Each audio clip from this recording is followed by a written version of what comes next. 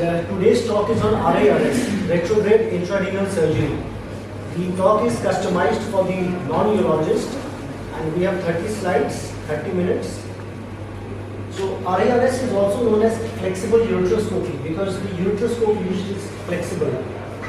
There is a term called NOTES, natural orifice endoscopic surgery, and RIRS comes under the category of NOTES because we are operating through a natural orifice that is going transureterally.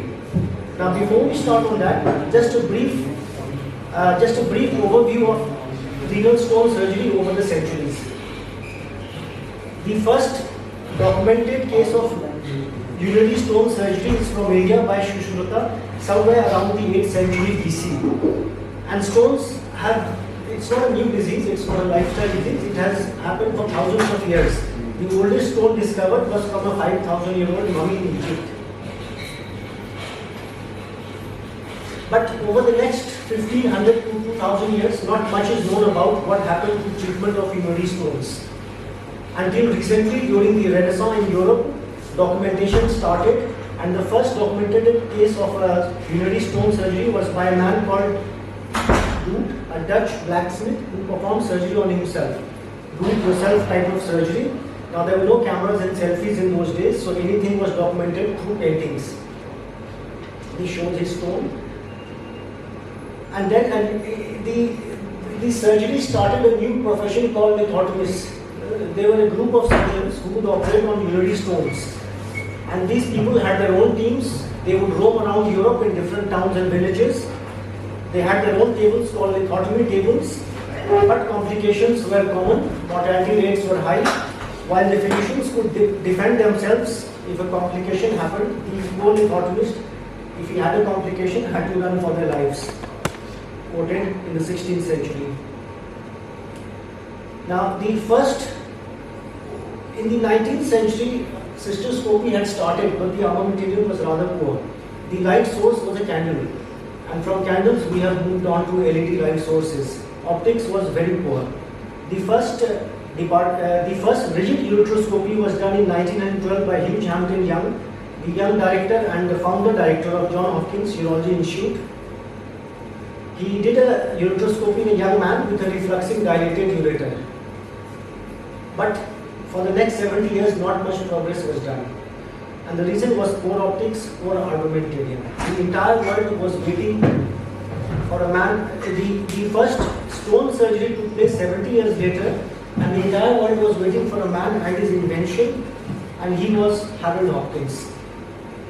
Anyone who has done endoscopy, urology, gynecology, ENT, arthroscopy will notice on the ureteroscope, on the endoscope, Hopkins 2 written.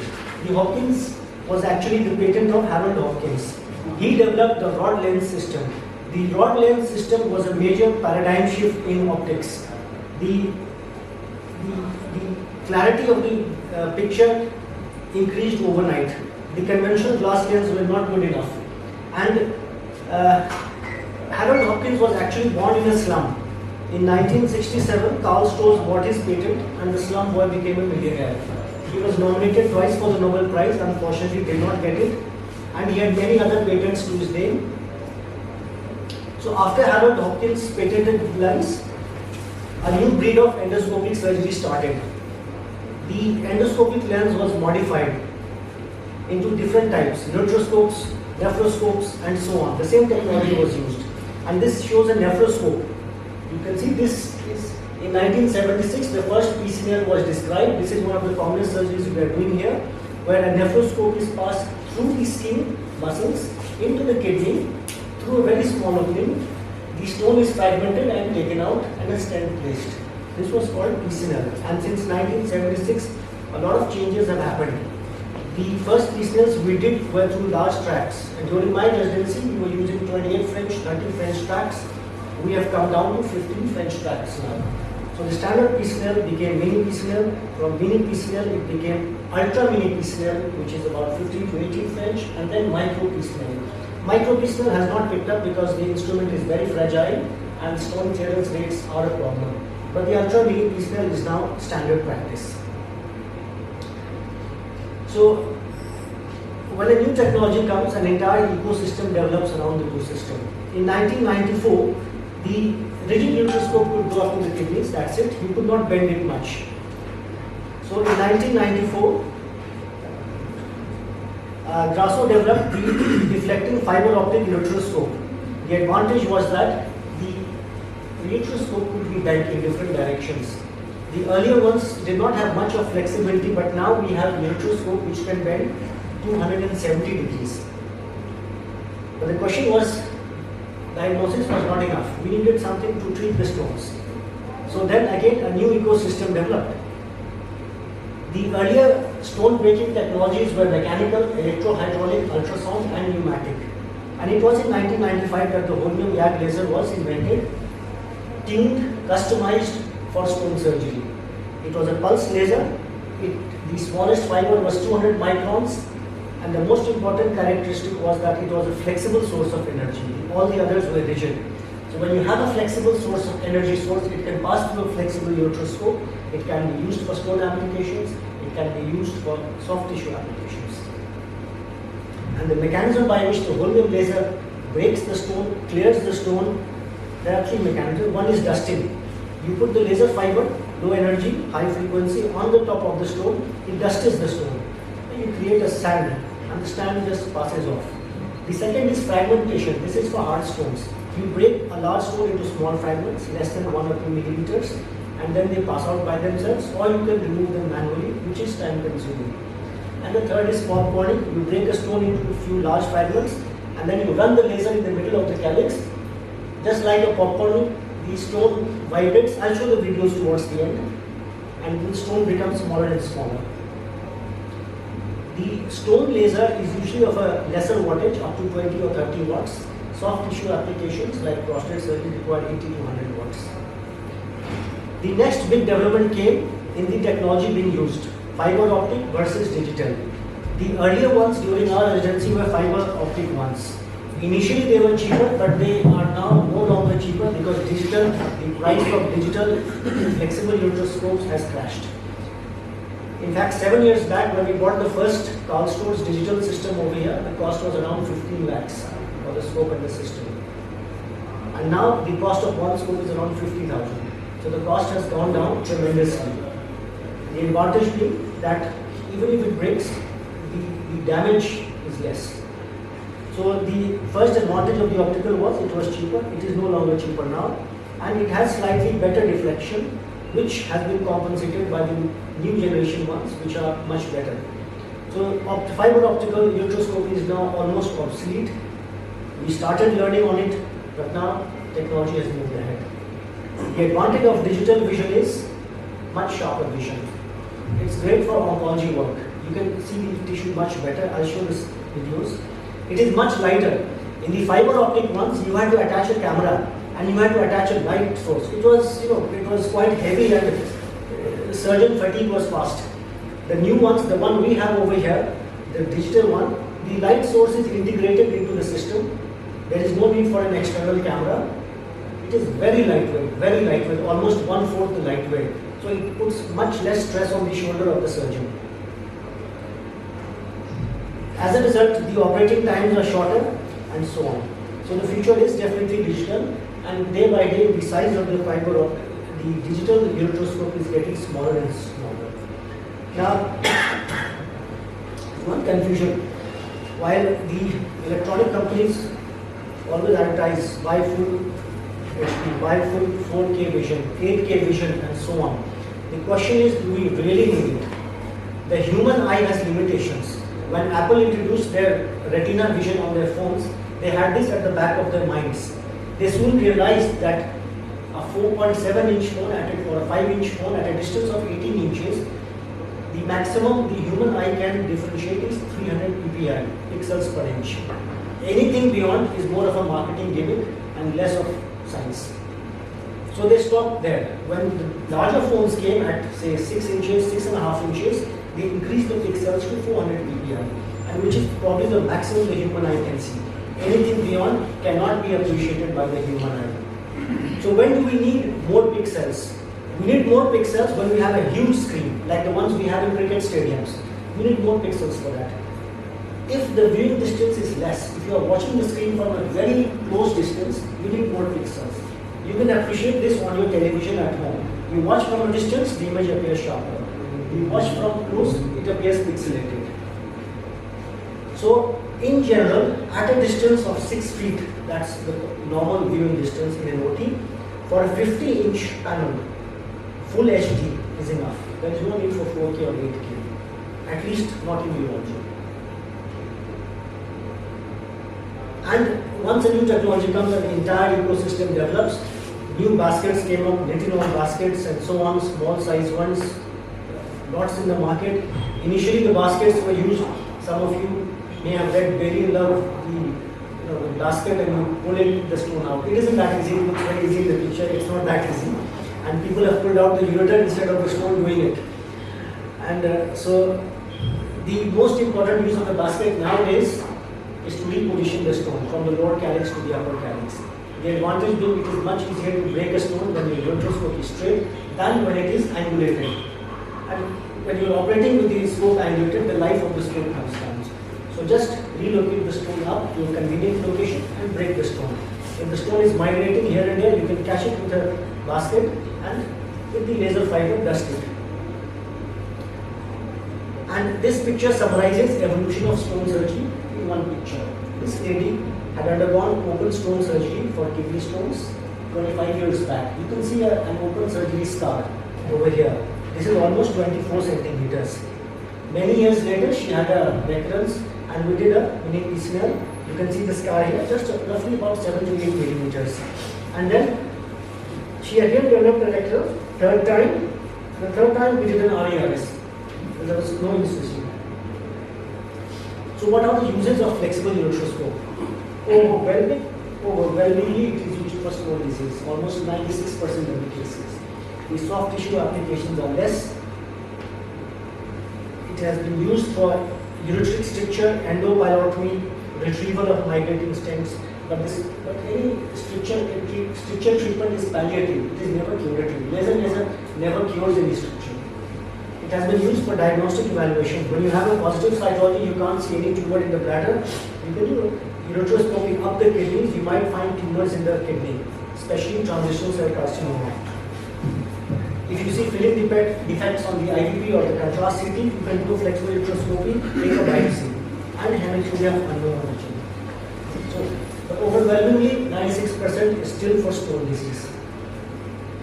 And I'll show an animation on what it looks like.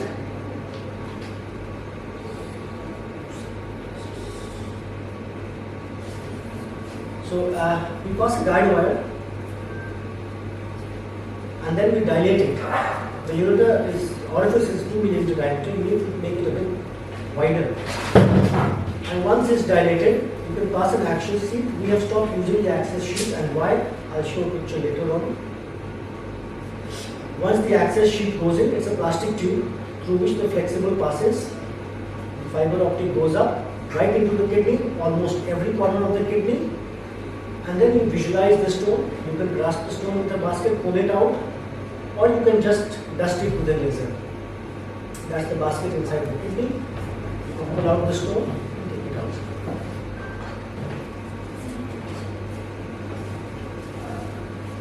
And I'll show 2 videos. One is from 2004. This is from my residency days. There will be a flexible ureteroscopy. Those were early days. And I'll show a second video from our OT, just a recent video, and you can notice the difference in 18 years. So this is what was done. You can see a stone over here in the lower pole of the kidney. Thyroid is passed, and this is a balloon dilator. In those days, we used to do a lot of balloon dilatation, but it can cause stricture if not done carefully. The ureter and the urethra, they never tolerate any insult. Whether it's mechanical injury, thermal injury, laser injury, and now this is a balloon dilatation to dilate the ureter, so that in those days the flexible ureteroscopes were quite large, 9 French, 10 French in caliber.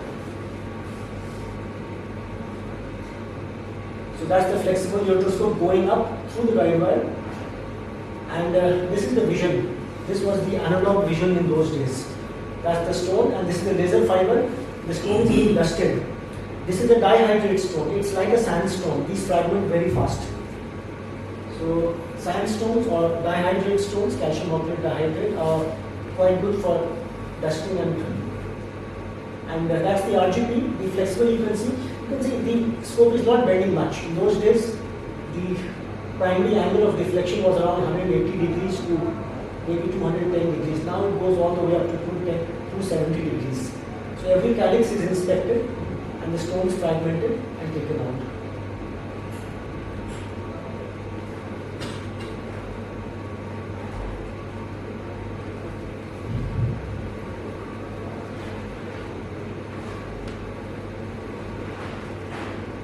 And then you can inspect all the calyces. Those are the calyces. You can see the papilla. One of the papilla has a Renal plaque. You can see the Renal plaque also.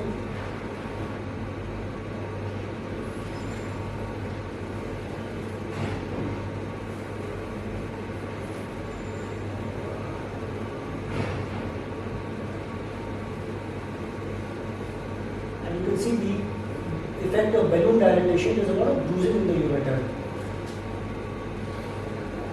A stent is placed and kept for minimum 15 days to allow the fragments to pass through. And that's the stent in place. Now, we'll compare it with this. This was one of our patients, a 56 years female diabetic. She presented with urosepsis, acute kidney injury, with creatinine of 2.7. She had an upper ureteric stone. This stone was in the upper ureter. Although over here it's in the upper calyx, but at that time it was in the upper ureter. She had pyelonephrosis, so we stented the patient. After stenting, the kidney drained, the kidney recovered, the creatinine decreased from 2.7 to 1.2. She came out of sepsis and the ICU and discharged her.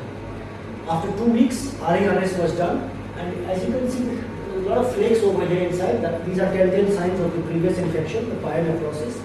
This is the calcium oxalate monohydrate. These are like pebbles. These are very hard stones, like the pebbles you see along the seashore or the river beds.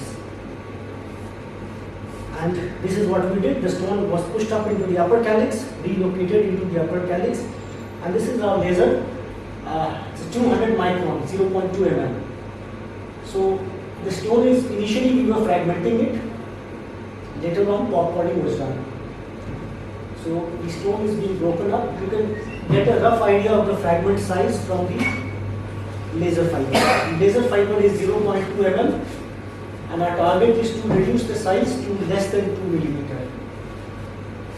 So this is a rough guide on when to stop. 2-minute video. And the stone fragments move a lot. You need to cut down the, as you can see, the mucosa is not exactly pink because this is a post-pyelonephrotic kidney. There will be some element of fibrosis somewhere.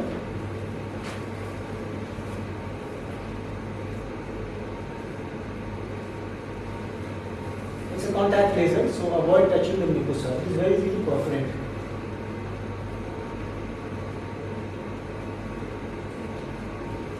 Compared to a lithoblast is a safer technology. The chances of injury are less. But we can't use it through an RIRS. So this is the best energy source right now.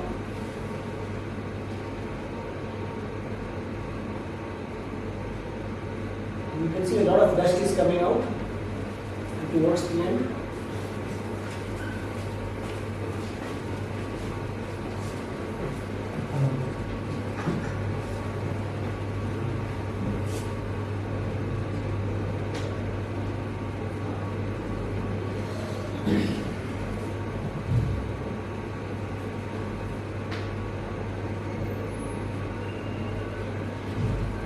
Is it done under gel anesthesia? So there's a lot of pressure. That's the end. After popcorning, the fragments are becoming smaller. Most of the fragments are less than 1 millimeter, maybe half a millimeter approximately. This is popcorning. We are done firing the laser. The fragment just float. And you can see a lot of sand.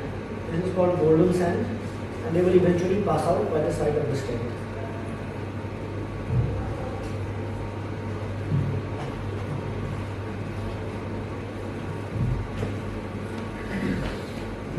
stent was removed after 2 weeks of surgery.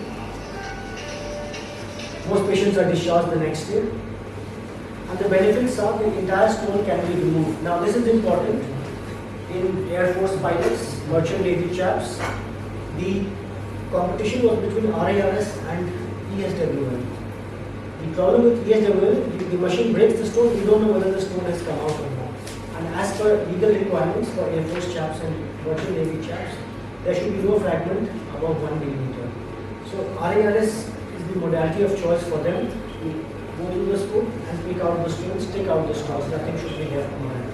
The stones pass out, no need to wait for the stones to come out. It's good for radiolucent stones. You can't see them on the fluoro, but under vision, you can almost see almost every corner of the kidney. The complication rates, when done carefully, are very low. And it's also useful in other circumstances. For example, obese patients, PCL can be difficult. Lithotripsy is contraindicated in obese patients. When the distance between the skin and the stone is more than 10 centimeter, ESW does not work. Patients with deformities, scoliosis, ectopic kidneys, malformations, PCL can be tricky. So in those patients, we have to do either laparoscopic guided PCL or we can do RIRS. Especially in pelvic kidneys, RIRS is very good even for larger stones. Bleeding diastasis. We operated one patient 20 days after PTCA. We did not stop the anticoagulants. The patient, Dr. Pankaj will remember that patient. It was just 20 days post PTCA and we did it without stopping any anticoagulant. There was no bleeding post-op. 24 hours after the surgery, the patient went home. We cannot do anything else, no other procedure on that patient. Neither can we do PCL nor can we do ESWL. But we can do RIRS in those patients. But things can go wrong. Sometimes the ureter does not dilate, sometimes the fragments don't pass, sometimes there's a lot of trauma. We saw the bruising in the balloon dilated patient. Perforations, ureteric avulsions can happen, and post-operatively some patients have hematuria, colics. The most feared complication is urosepsis, and in our early days when we did our trials, that's almost 18 years back, the post-op fever rate was 20%. It was high. For PCL it was less than 2%. For RIRS it was 20%. And with so much multi-drug resistant cultures coming, we have to be very careful. It's not possible to do, if you have done a large stone, a lot of residual fragments may not pass out. Sometimes the urinoma happens. We are doing it under pressure, irrigation fluid. There can be a pilosinus rupture and the irrigation fluid can extravasate outside the kidneys. Ureteric strictures are common and we just operated one patient. This patient was operated elsewhere. RIRS had been done in another corporate hospital of Faridabad. He came to us. He had a ureteric stricture, roughly 6 centimeter. This was probably caused by the access sheath. And this is one reason why we are doing pre-stenting for majority of the patients. Because you get one complication like this, it is just a piece of statistics for us. For the patient, it is a lifetime misery. He was a diabetic and last week we operated him, buccal mucosal ureteroplasty. We took a 6 centimeter skin, mucosal skin graft from the odor cheek. We anastomosed it to the ureter and the momentum was used to wrap the ureter to provide a bed for the graft. So just 1 week, he came yesterday for removal of stitches. After 2 months, we will remove the stent. We will do a contrast study to see how the graft is taken. If the graft takes up well, nothing else is required. In the last 1 year, I have personally seen 5 ureteric strictures post RIRS operated elsewhere. One patient came from another hospital. He had undergone TLH and RIRS same sitting. There was a 6 centimeter stricture lower ureter. At first, I thought it was probably because of the TLH. The harmonic may have jabbed the lower ureter, but then I realized looking at the length of the stricture, it was because of the access sheath. So we have done one body flap here and this buckle. So that's one reason why I personally prefer to pre-stenting. If you want to achieve zero stricture rate, pre-stenting is the best option. And the future, we need sturdier ureteroscope, more durable ureteroscopes are coming, smaller flexible ureteroscopes, better stone retrieval devices, stone migration preventing devices, more efficient lasers, smaller lasers, cheaper lasers, robotics, suction devices to suck out all these fragments from the system, and so on. One new exciting development is the thorium fiber laser, not yet approved in many countries, but in future, maybe after a few years, it may become the gold standard. Some of the advantages of thorium are, it's a much smaller machine, requires much less power. Just a 5 ampere socket is enough compared to a 3-phase for a 100 watt Windows laser. And it's a very small machine, just 35 kgs. The only problem with the thorium laser is the high heat generation. So maybe the technology can be fine-tuned in the future. Robotics has been developed, but it is more of benefit to the surgeon rather than the patient. Surgeon fatigue is less. The surgeon has less radiation from robotics. It's always the patients who are brave, the surgeons are not brave. The patient is taking all the risk, not the surgeon. And technology does matter. A famous quote from the Second World War, "Give us the tools and we'll finish the job." Winston Churchill, 1941. It does matter. Technology has revolutionized the management of kidney stone, but the man behind the machine also matters. We have to constantly learn, unlearn, and relearn. And who holds the patent for this telephoto lens? Anyone? Who holds the patent for this telephoto lens? It's Harold Hopkins. Pardon? It's Harold Hopkins, the same man who developed the broad lens system for endoscope.